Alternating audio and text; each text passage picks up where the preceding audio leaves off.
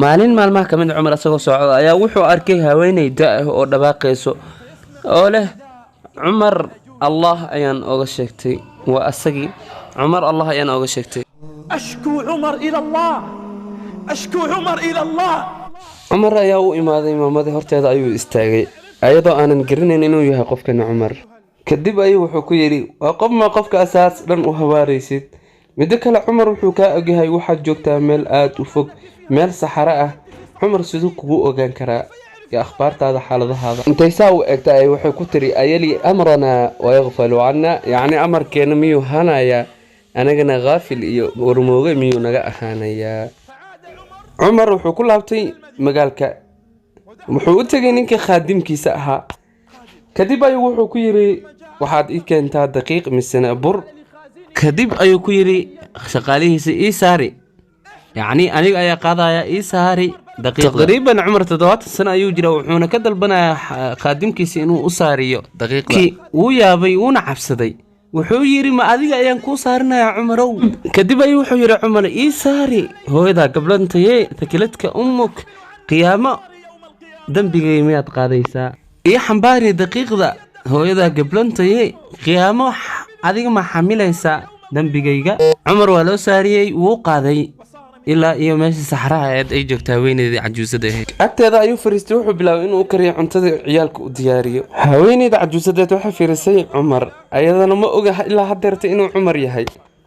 waxay tiri wallahi Allah ayaan ku dhaartay adiga ayaa ka mudan Cumar khilaafada والله إنك لا حق بالخلافة من عمر wuxuu ku yiri adoontii Allah markuu waaga bariyo waxa daada amiirka aniga ayaa u sheegaya Cumar aad aniga ayaa u sheegaya waaga markuu bariyay haweeneydii ayaa imaatay waxayna u imaatay Cumar wayna u soo gashay kadib ayaa waxay aragtay ninkii cuntada iyo saxaraha uu keenay way khajishay way yara cabsatay waxay isku dayday inay qonqoto maxaa yeelay waa tii lahayd Allah ayaa nooga sheeganaya Cumar sidoo kale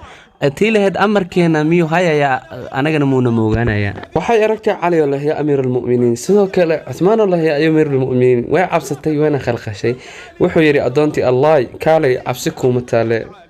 way imaatay uu fiiriyay kadib ayuu ku yiri adoontii Allah maanan kugu yeerin in aan ka gato dulmiga aan ku geystay mooyee wuxuu yiri in aan ka gato ayaan rabaa dulmiga aan ku geystay kadib ayuu wuxuu ku yiri imisaad iga gadanaysaa waxay tiri imasa wuxuu yiri 40 dirham iga gadanaysaa waxay tiri waan aqbalay kadib wuxuu yiri Cumar heblow kaalay qor inaan lacagta amiirul mu'miniin haweeneydaas dulmi u geystay wuxuu gatay 40 dirham waxaana marqaati ka ahayn Ali iyo Uthman radiyallahu anhuma wuxuu siiyay haweeneyda 40 dirham warqadina asaga ayaa qaatay warqada ayuu qaatay kadib wuxuu ku yiri asxaabtiisa saaxiibadiisa warqadani qaada hadii aan linto waxaad ka yeeshaan aniga iyo kafanta dhaxdeeda warqadan galiya laga yaabo in Allah subhanahu wa ta'ala aan oo kulmo aniga warqada wato إذا أنا مت فضعوا هذه الورقة بين جسدي وكفني لعلي ألقى بها الله يوم القيامة